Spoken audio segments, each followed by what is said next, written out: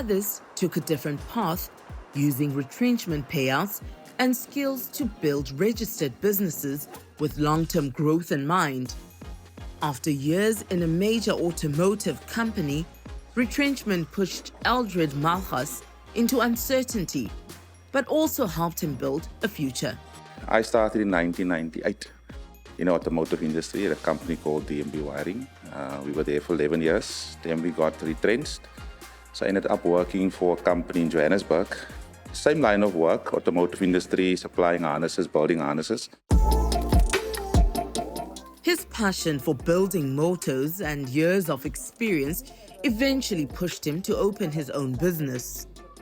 5 years down the line, I thought, no man, I like to do mechanical work. I was into racing, into drag racing. Needed to build my own motors. And then I realized, I can start my own business. And I started at home. We started there in the garage. I was there for about 7 years. And then I needed to grow my business. I did my trade in mechanical, and I going for 2 years in this premises now. Yeah. And this is one of our first formal workshops in our northern areas. And we only specialize in Volkswagen and Audi, unfortunately, because it's always a challenge for us when people come and they ask for a different brand.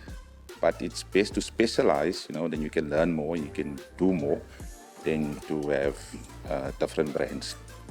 His workshop now specializes in VW and Audi, a strategic choice in a crowded market. At first, it was just friends that got to know Ella's doing cars. We go to Ella, in the racing scene, the guy started. And then it started growing, For us, basically what made it successful with the clientele in any business is if you have a good product, if you have a quality product. And for us, if you give a good service. So the name started growing, and then we also needed to grow, and that's how we ended up in the workshop. And I won't say it was easy if you do the right work, because there's a lot of mechanics in our area. I think in the, 2 kilometers out in our area, there will probably be 20 mechanics in my area. For Eldred, his business gives opportunities to those who often get overlooked. Dominic is with me for more than 2 years. And Dominic, he can't hear or speak. So people always ask me, how do you guys communicate? How can he do it? Okay, it's just giving a message and just explaining actually now the workshop.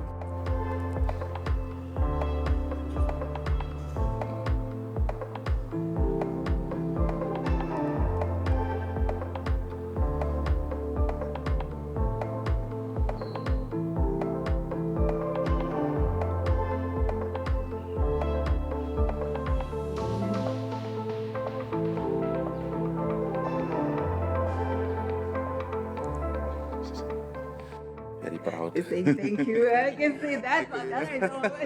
Yeah, there was a message from Dominic. We all could not understand that. But with Dominic, for the 2 years he's been with me, it was never difficult actually for us, because we started off with the easy part. For me, it feels like if you can see, you can do anything in that sense. Not being to say you're blind, but you can do anything. And when we started off, I showed him, and then I'll be with him while he do it, make sure he do it, and then it just grows from there.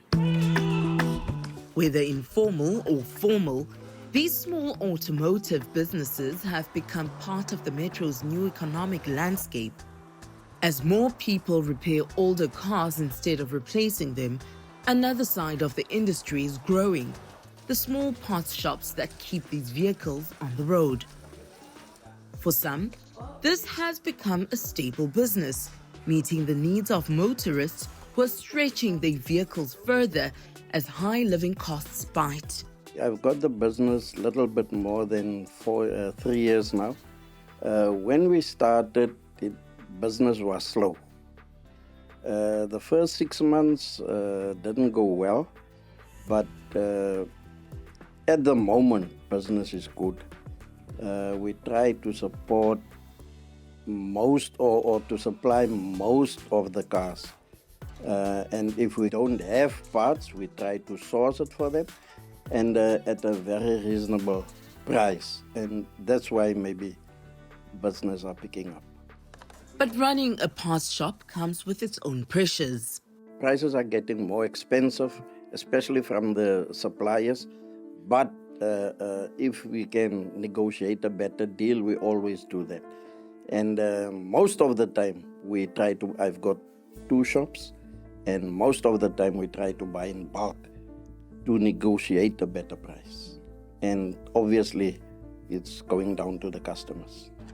Together, these small operations, from backyard repairs to full workshops and parts suppliers, are becoming an increasingly vital part of the Metro's automotive economy, filling the gaps left as large manufacturers scale back. The Business Chamber says the past year has tested the automotive industry more than most, with global shifts and local conditions creating new strain.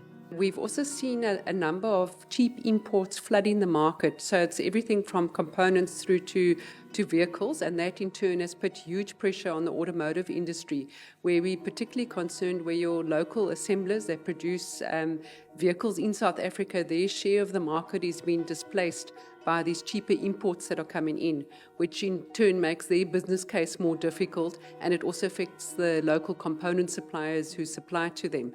So that's the tough stuff that's been happening, and also the US tariffs and the geopolitical shifts has also put manufacturers under pressure, where decisions are being made on where to place manufacturing business around the globe. And South Africa is in a disadvantaged position because we have those 30% tariffs, but then you also overlay that with your local enabling environment issues around service delivery and so on, that makes it a very difficult business case in terms of manufacturing locally. But despite these problems, some manufacturers continue to invest and grow. There have been some positive developments as well, where we've got Volkswagen Group Africa, which is the country's biggest vehicle producer, and last year they produced over 157,000 vehicles. They're on track to also produce a similar amount this year. And they've invested over 4 billion rand in the production of the new Tengo, which will come on stream in 2027. So that's a positive. And we've also seen local components manufacturer Shatterproof. They've invested in increasing their production from 600,000 windscreens to 1 million a year, and have created jobs as well. So those have been the positive developments. Across Nelson Mandela Bay, a new reality is settling in. A once dependable industry is no longer a guarantee, and the effects are being felt even in street corners. Those who have launched businesses are hoping to grow their companies. There is something in the pipeline, but our focus is here in the northern areas. I always said, I want to open my business in the northern areas and give a quality service. Before, people would say, "Jy gaan my karre vat daar, waar toe man." Nie by onze mense nie meer, you won't get a proper quality of the service. And we're striving to do that. And it is growing. And for me, there is plans to open up a formal service, a VW service center on the other side, out to the northern areas. Because we feel like there's a lot of clientele on that side as well, and for expansion of the business. From vendors to trained mechanics, from long-serving factory workers to young entrepreneurs, the Bay is finding new ways to move forward. The industry is not what it once was, but it's not gone. It's adapting. And so are its people. For Newzroom Afrika on Channel 405, I'm Sipha Kema in the Nelson Mandela Bay Metro.